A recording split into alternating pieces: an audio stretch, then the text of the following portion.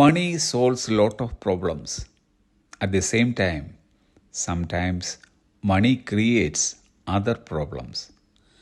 പണം നിരവധി പ്രശ്നങ്ങൾ പരിഹരിക്കുന്നു. അതേസമയം ചിലപ്പോഴൊക്കെ പണം മറ്റു പ്രശ്നങ്ങൾ സൃഷ്ടിക്കുന്നു. പണം നമുക്ക് ആവശ്യമാണ്. എന്നാൽ പണമുണ്ടെങ്കിൽ എല്ലാമായി എന്ന് ചിന്തിക്കരുത്. ഇന്ന് യഥാർത്ഥത്തിൽ അതാണ് സംഭവിച്ചുകൊണ്ടിരിക്കുന്നത്. പണം കൂടിക്കഴിയുമ്പോൾ ദൈവത്തെ പലരും മറക്കുന്നു. കാരണം പണത്തിന് മീതെ പരുന്തും പറക്കുകയില്ല എന്ന മിഥ്യാബോധം ഭരിക്കുന്നത് കൊണ്ട്. എന്നാൽ നാം അറിയേണ്ടുന്ന കാര്യം, പണം കൊണ്ട് മണിമാളികകൾ പണിയാം, എന്നാൽ സമാധാനം വാങ്ങുവാൻ കഴിയുകയില്ല. പണം കൊണ്ട് പട്ടുമെത്ത വാങ്ങാം, എന്നാൽ ഉറക്കം വാങ്ങുവാൻ കഴിയുകയില്ല. പണം കൊണ്ട് ക്ലോക്ക് വാങ്ങാം, എന്നാൽ സമയം വാങ്ങുവാൻ കഴിയുകയില്ല.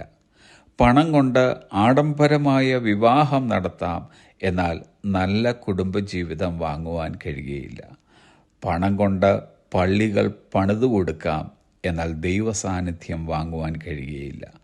പണം കൊണ്ട് പാവപ്പെട്ടവരെ സഹായിക്കുവാൻ കഴിയും, എന്നാൽ പണം കൊണ്ട് അവരുടെ ആത്മാവിനെ നേടുവാൻ കഴിയുകയില്ല. പണം കൊണ്ട് വീണ്ടും പണം വർദ്ധിപ്പിക്കാം, എന്നാൽ അതുകൊണ്ട് സംതൃപ്തി വാങ്ങുവാൻ കഴിയുകയില്ല. തിരുവചനം പറയുന്നു, സഭാപ്രസംഗിയുടെ പുസ്തകം 5-ാം അധ്യായം 10-ാം വാക്യം, ദ്രവ്യപ്രിയന് ദ്രവ്യം കിട്ടിയിട്ടും ഐശ്വര്യപ്രിയന് ആദായം കിട്ടിയിട്ടും തൃപ്തി വരുന്നില്ല. പണത്തിന് അതിൻ്റേതായ ധാരാളം തിന്മകളുണ്ട്. അതുകൊണ്ടാണ് പൗലോസ് ഇങ്ങനെ പറഞ്ഞത്, തിമത്തിയോസിൻ്റെ 1-ാം ലേഖനം 6-ാം അധ്യായം 10-ാം വാക്യം, ദ്രവ്യാഗ്രഹം സകലവിധ ദോഷത്തിനു മൂലമല്ലോ.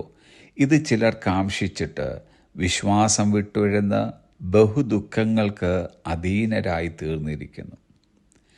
ഈ ഒരു അധഃപതനം നമ്മുടെ ആരുടെയും ജീവിതത്തിൽ ഉണ്ടാകാതിരിക്കട്ടെ. പണം ജീവിതത്തിലെ ആവശ്യഘടകമാണെന്നുള്ള കാരണത്താൽ അതിനെ ഒരിക്കലും ഒഴിവാക്കുവാൻ കഴിയുകയില്ല. പക്ഷെ നാം ചെയ്യേണ്ടത്, master the money so that it doesn't master us.